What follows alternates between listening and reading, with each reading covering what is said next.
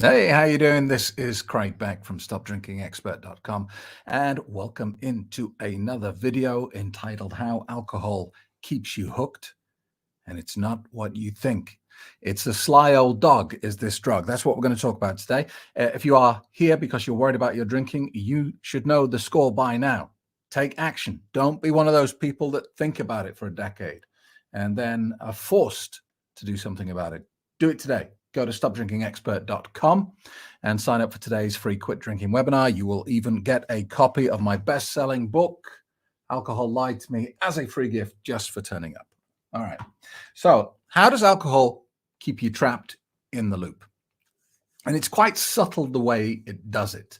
And it's what's that famous religious saying that the greatest trick the devil ever played was to make us think that he didn't exist? Something like that. But that's kind of the same thing with alcohol. We kind of look on it with sympathetic eyes, like, it's only alcohol. I mean, if you walked into a room of people and said, I've got something to confess, everyone, I'm a drug user, everyone would be like, oh my God, how terrible. And then if you said yes, and the drug of choice is alcohol, everyone would be like, big deal, big whoop, wouldn't they? They'd be like, yeah, how to be so melodramatic. Because that's our mentality in the West. It's kind of twisted. It's kind of weird when you think about it.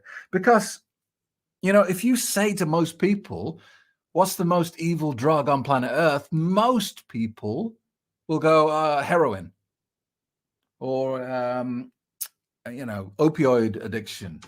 Or anyway, crystal meth, anything other than alcohol. Most people will think, well, I saw it in Breaking Bad. That was pretty evil. So, yeah, crystal meth. But if you look at the numbers, it's alcohol. Alcohol is the biggest problem we have on this planet. It kills 3 million people every year. And yet it's considered to be the good drug out of all the drugs available. I mean, heroin kills hundreds of thousands of people. Terrible. But alcohol kills millions of people. And we live in a world where everyone goes, heroin, evil, alcohol, social pleasantry. It's nuts. It's nuts.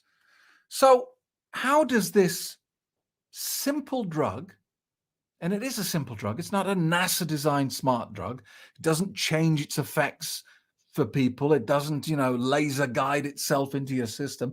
It is the discharge of rotting vegetable matter. That's all it is. That's all alcohol is. The rotting discharge from fruit and vegetable that's been left to rot. And at some point in our history, somebody looked at it and went, I'm going to drink that. I don't know why that happened.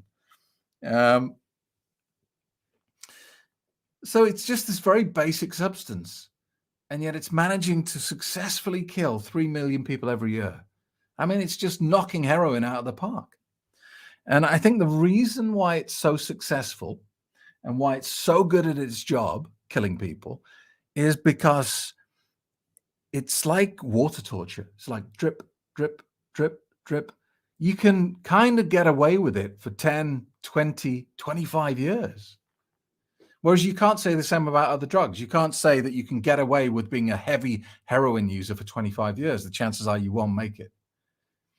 There's the chances of you getting 2 decades worth of crystal meth addiction under your belt, pretty slim, to be honest with you. But you can easily do 2 decades of alcohol addiction before you cross the event horizon, before a doctor sits you down and says, well, I'm afraid you've got 6 months to live. You can easily do a couple of decades. And that's because, of the slow way that our tolerance to this drug builds, and also the kind of mild impact of the kick that the drug gives us. All drugs have a kick, and it's a way to make us feel miserable. It's a way to manipulate us to use more of the drug. Now, in the case of heroin, the kick is very aggressive. It's very hard. You use heroin solidly for a couple of weeks and then stop suddenly, and you're in a world of pain. You're in agony. And all the time, you have to go through that agony knowing you can stop it at any moment by just taking more heroin. Now, with alcohol, the kick is very mild. You can drink it for years and still the kick is very mild, and it feels like mild anxiety, like a jittery sensation. And you vocalize it as, oh, I could do with a drink. You come home from work after a stressful day and you go, oh, I could do with a drink. That's just alcohol kicking you, hitting you with a stick, saying, consume the drug and I'll stop hitting you. You drink and you go, oh, that's better. And the drug stops hitting you. And you think, oh, wow, isn't alcohol amazing? Made me relax. No, it didn't. It just stopped hitting you. It's completely different. There's a huge difference between pleasure and the removal of pain. They're not the same thing. They might feel the same, but they are not the same value. All right. So what alcohol tends to do is not what the movies portray it as doing. The movies portray alcohol like this. You start heavy drinking, your life goes dramatically downhill. You end up losing the house, losing your wife, losing your husband, losing your job, in the gutter, drinking whiskey out of a brown paper bag. That's how Hollywood portrays alcohol. And actually, that's very rare. In fact, I don't even deal with people who have followed that route. It's just not appropriate for me to do it. But I don't have to worry about that. It's not like I'm turning away people all the time.